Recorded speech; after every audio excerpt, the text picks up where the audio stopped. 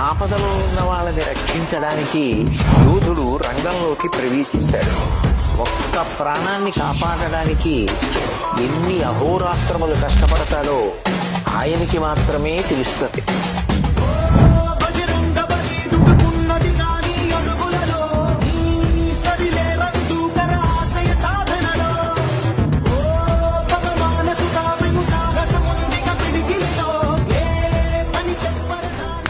ఈ నేర్చడం కాదు, వాడికి డైరెక్ట్ పోలీసు పిలిపించి లోపల నేర్చారు వేయించాలి, పేపర్లో టీవీలో దెన్ భయం ఫియర్ క్రియేట్ చేయకపోతే ఏ ఇష్యూ అయినా కూడా సెటిల్ కాదు.